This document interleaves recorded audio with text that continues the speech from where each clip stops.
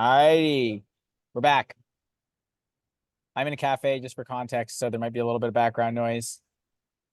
And Greg is in a new setup as well. So it's new sights and sounds this week.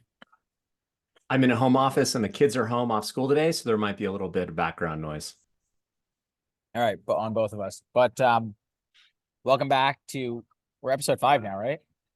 Yep. Episode 5 of Marketing Magic, keeping the momentum going, and we will jump right into it. Thanks so much for everyone who's tuning in, by the way. It's a lot of fun to have this going, to see little bits of feedback here and there. So appreciate you guys. Do you want to start things off with your prompts? Yeah, I had one come up, and it's this idea that keeps coming up over and over. And someone called it the self-milking cow one time, but I looked that up, and that phrase came from some marketer named Gene Jackson like 10 years ago. And I could only there was only a YouTube video and I didn't watch it. So I don't even know if that's the right phrase to describe what I'm talking about. I don't know. I didn't Somebody know. smarter than me. I I'm didn't sure know what it somebody was. they'll tell us in the comments, you idiot, no, that's what it means. But here's the idea.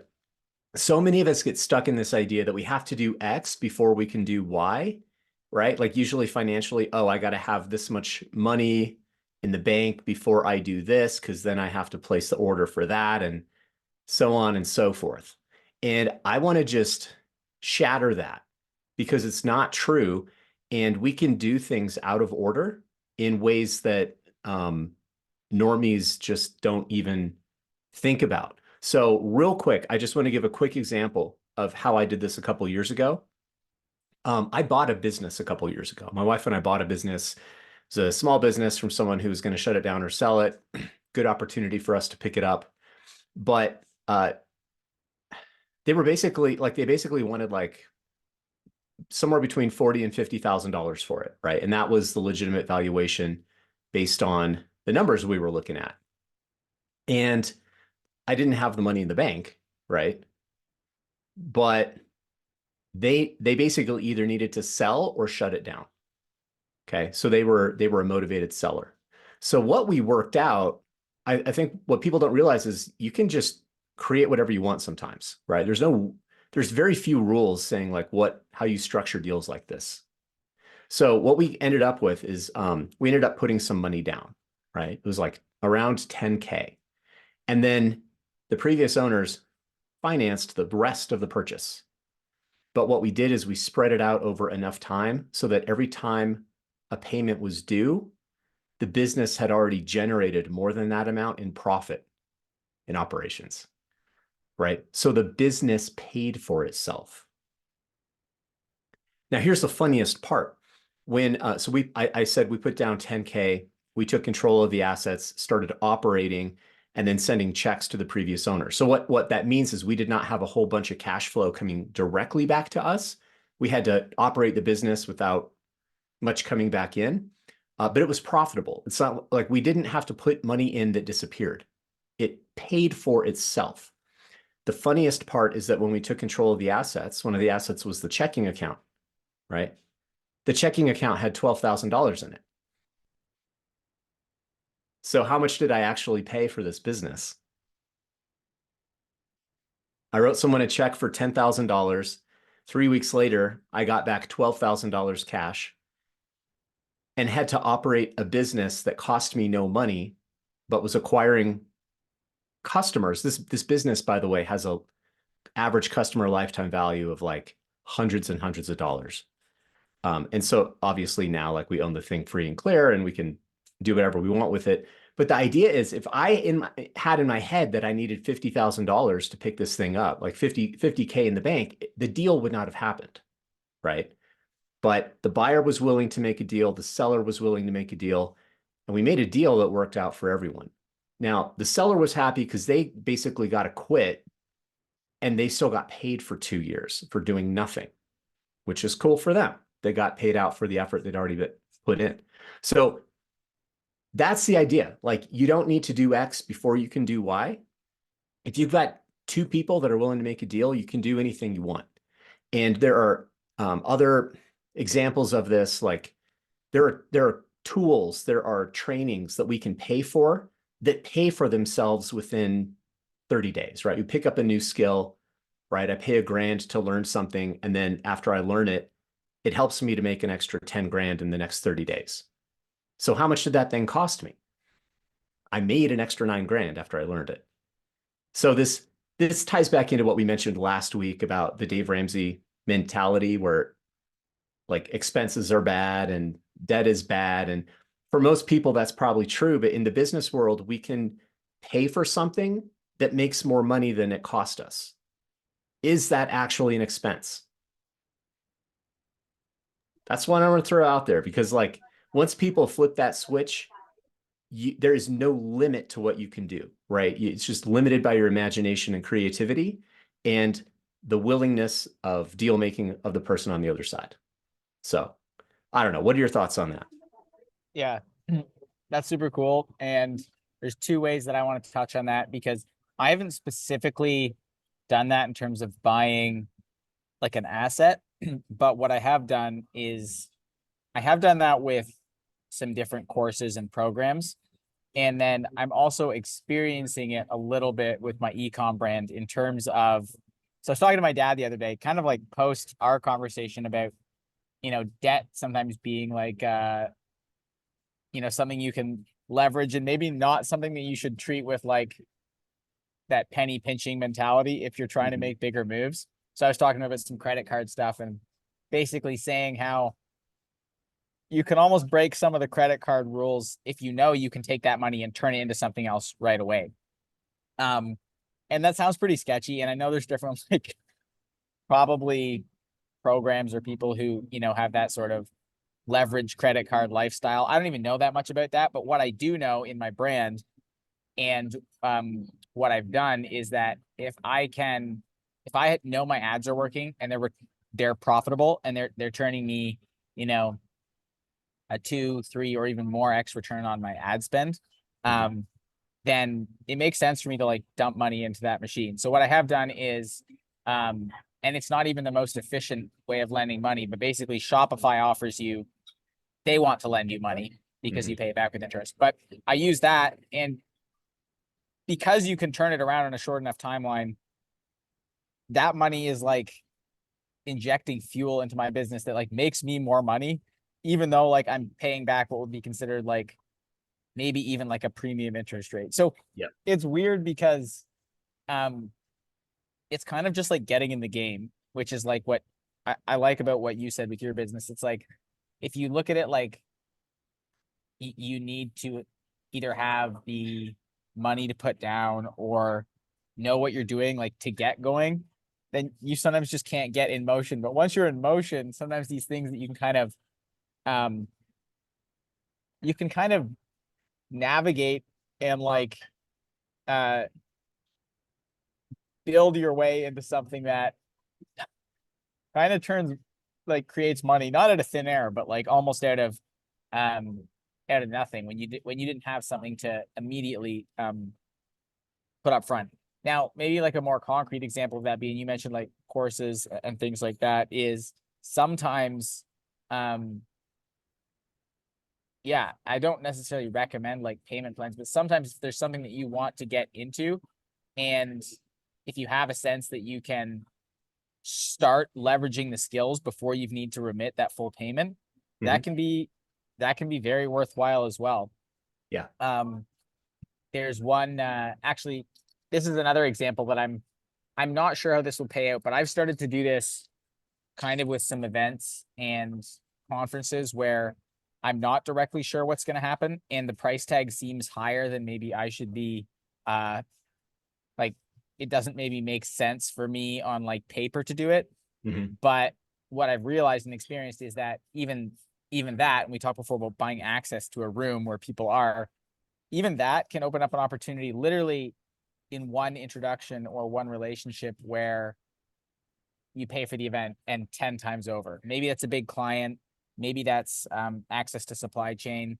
Maybe that's a promotion or someone who wants to promote your brand, things like that. And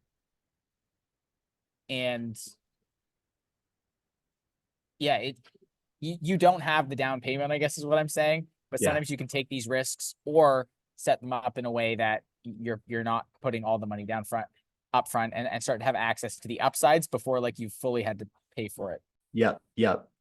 Absolutely. Yeah. I love that. I've got one more quick one, less than 60 seconds. Last year, I remember getting hit with a Facebook ad for some marketer's such and such course. It had to do with like headlines, right? And normally I don't, I pick up a course here and there. This one caught my eye because the headline was so good. It totally pulled me in, and it was a course about headlines. So I'm like, okay, man, I pay the $100, and what my takeaway was from it in like 20 minutes was a very, very compelling headline formula to like capture and hook attention to cold traffic. And I'm like, this is cool. I'm going to test it. I tested my version of that headline formula on a new thing I was putting together. And within 24 hours, I had like $2,000 or $3,000 in sales and like a new thing that I barely put any thought or effort into the marketing, right? So I paid $100 for 8 words, which you tell that to somebody and they're like, you're an idiot. That's a scam, right? But those 8 words helped me make $3,000 like 24 hours later. So who's the idiot? Yeah. Yeah, it's weird because it's just a different way of looking at things. And it it's just really not the conventional like kind of like, okay, 1 + 1 = 2, or if I save this and this, then it's this. It's like, no. I think some of the stuff is it's that it's exponential. Like you don't Yeah. know the payoff, but it could be. I mean, you should have a good idea that it can help you, but it's not always just the simple. Okay, I don't have this money. That means this is a bad decision. That means I shouldn't pursue this opportunity. Versus, how could I set this up so that I can still play this game, Mhm. start to get some of the upside from it, and then essentially build that cost into going forward. And I don't know, like, I don't read a bunch of like the really big business dudes, but like I do know that's basically what they do. It's just deal making, getting into more deals, and basically creating more flow, which is Yeah. huge. And maybe like the final plug I'll just put in this is that when you're, things that are not in motion, whatever it is, things that are in motion tend to stay in motion, and things that are still tend to stay still. I think Mhm. if you're kind of in business, um, momentum and motion is really important. So any way that you can like continue to have opportunities kind of just rolling, Mhm. um, that is worth the price of admission, as opposed to being stagnant and trying to plan your next move to get everything moving. Yeah. Speaking of keeping the ball rolling, how do you keep your physical and mental ball rolling?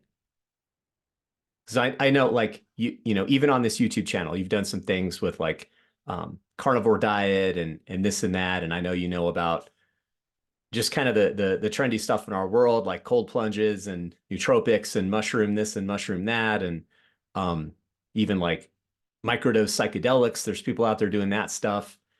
So like what do you think actually impact, like some of this stuff can just become a distraction and just kind of like a culture in and of itself, but what have you personally experienced that actually helps you get more work done, make more money, feel better? Just curious your thoughts.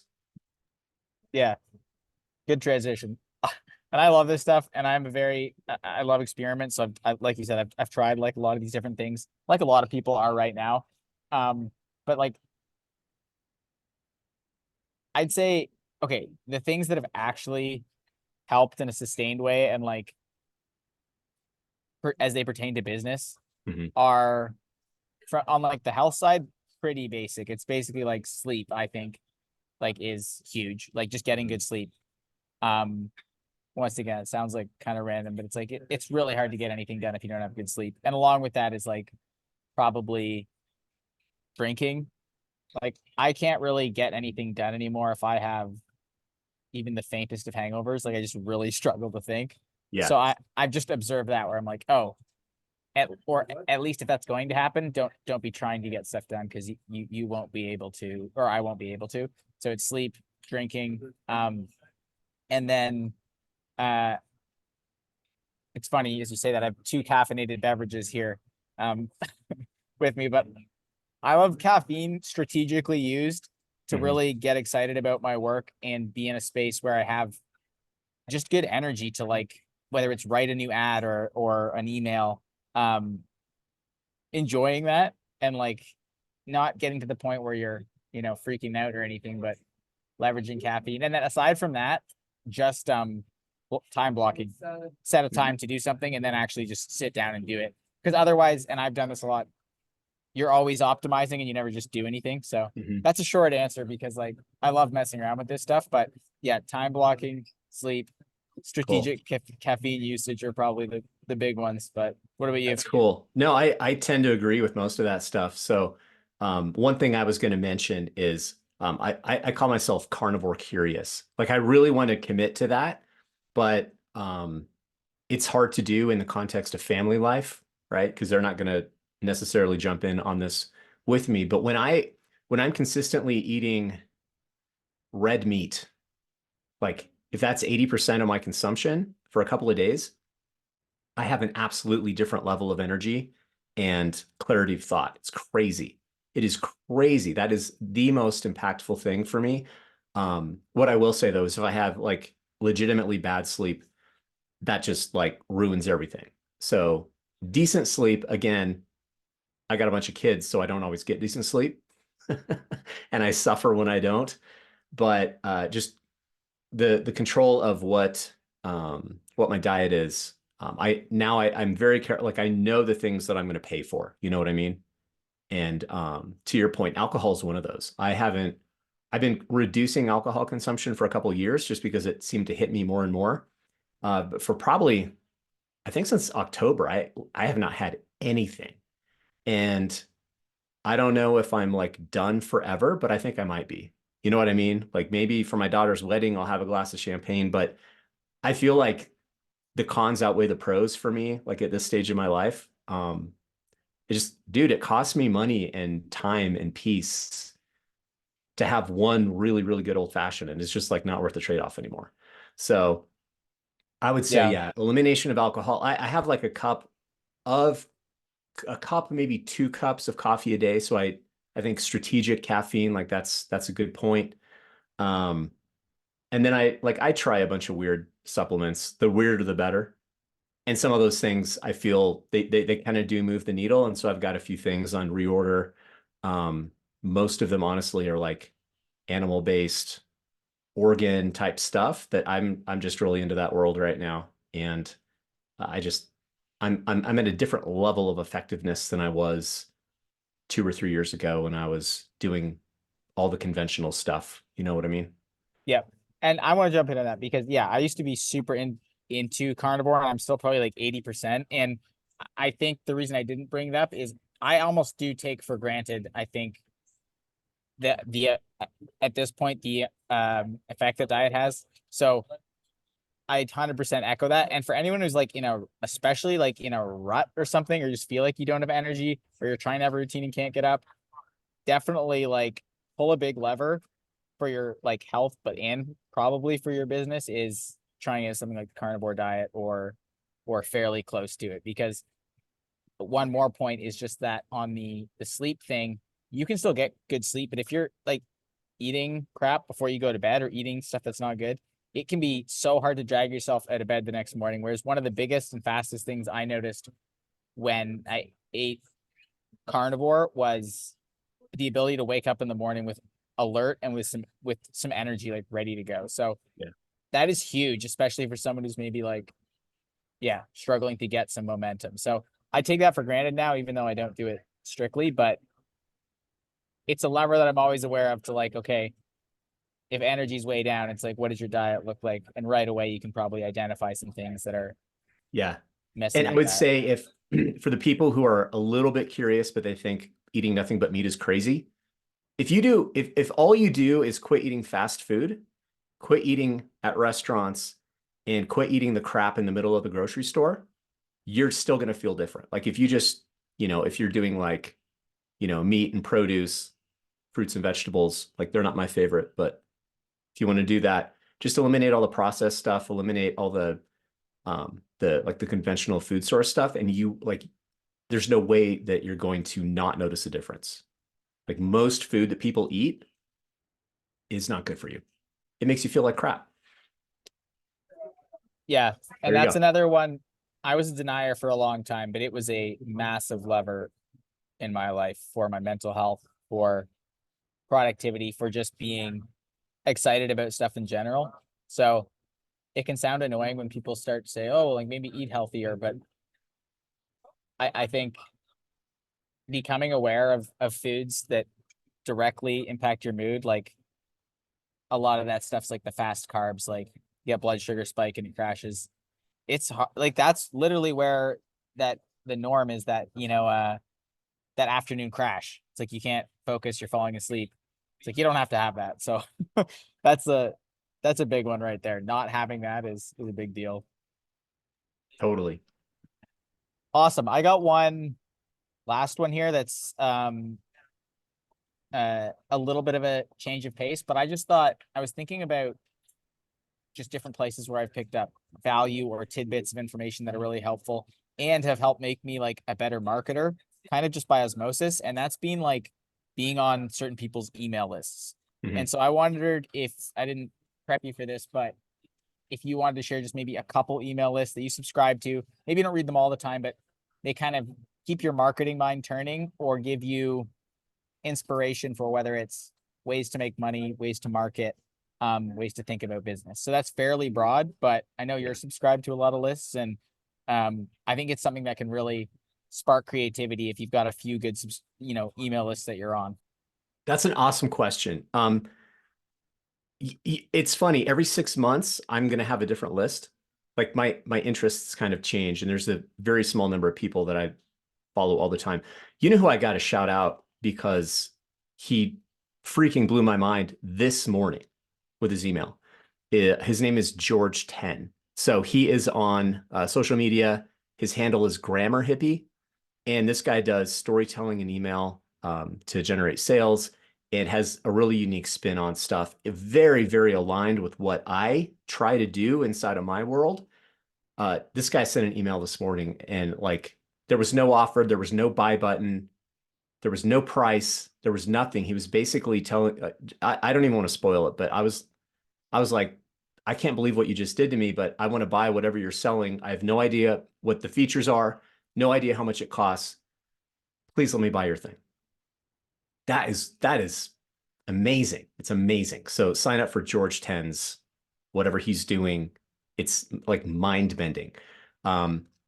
Real quick, I'll also throw out there. I think there's a newsletter that I follow that is really really interesting. Um, it's called the author is Alex at Steel Club, and I think it's Steel Club, or yeah, you can find Steel Club. Yeah, I know him. Just, but he just curates really really cool tactics from other people, but he does it in a really fun way. Like it's fun to read, and I get like quality stuff out of there every single week, like stuff that I'm testing and implementing.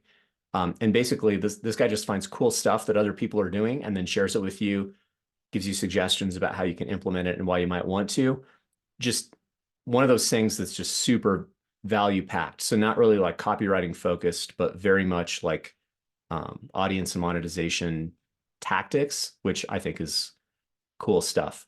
Um, Man, there's probably there's some others that there's one I'm not going to tell anybody about because I want to keep them secret. Um, I know, not very cool of me. That's who comes to mind. Like those are my two guys that I just look forward to every email right now. Sweet. No, that's good. And I should revisit that dude because he was one of the first big like copywriting marketing dudes I followed on Twitter was George Tan. I don't think I'm on his newsletter though, so that's good to know. And then I'm gonna go on the same note because I actually had a few, but on the notes of like right now, who I'm like who I'm actually reading and looking forward to. There's this guy, another guy on Twitter. He's a young dude. He runs kind of a performance marketing agency for info products. So he does a lot of copywriting, funnels, headlines, and his name is Ben Bader. And his emails, same thing what you said, where I didn't subscribe for any other reason that I was interested in the way he was writing. And his emails are a great example of how copywriting does not necessarily need to be this formula. It can be almost a personality. And so when I was reading his emails, same thing. I was like, I want to buy what you're selling, but I don't know what you're selling. I just know now your name jumps out to me in the email list. So I'll try to link that one below, because it's just different. And then another one that I've just been a fan of for a long time and have started revisiting his content again is Ben Settle, another Ben. We tend to be good copywriters. Ben Settle's kind of a notorious guy who's been around for a while in the email marketing world, notorious for the daily email, which is his practice. But once again, just a different style of, I think that can maybe get you excited about not just the selling, but the writing as well, and how fun it can be, and how you can engage people by being kind of like unorthodox, which is something that I have tried to emulate with my emails, and that has been really neat to see the responses that those kind of emails get, which is people replying saying, I love this, like I just love this email. And that's a great sign if you have an email list, if you can get people replying like that. So I'll link those two down as well. And yeah, it's fun to just have a few lists, and people can find their own, but when you have a few lists that you kind of can go to, or if you're stuck on something, you can almost go back. You're like, what's this guy saying? Even if it's not directly related to your business or model, some of these great writers and great marketers, these principles, you'll be able to take a little nugget and apply it to what you're doing. Cool. I'm going to send you a link to throw in the description too, just to one of my recent emails, kind of detailing one of these self-milking cow tools, if that's even the right word for it. Something that I have access to that people can learn about. But basically, if anybody's in the mode of building their personal brand, or they've already got an audience that isn't well monetized, I just want to share with people the email platform I'm using and how I'm using it to totally hack growth and monetization. It's ridiculous. It's overpowered. So yeah. I've got a little write-up about that I will share. If people want to see how it works, see what the numbers look like, and decide if it's a good move or not. But I just think it's a no-brainer. So I want to pop that in there. Yeah, and that's a great fit for anyone who's trying to do more of their own email list, or maybe even just start it. So they just turned up the Taylor Swift here, so maybe that's my cue to jump off. But guys, thanks so much. Another episode in the bag here. Like and subscribe if you feel moved to do so, and we'll see you guys next week.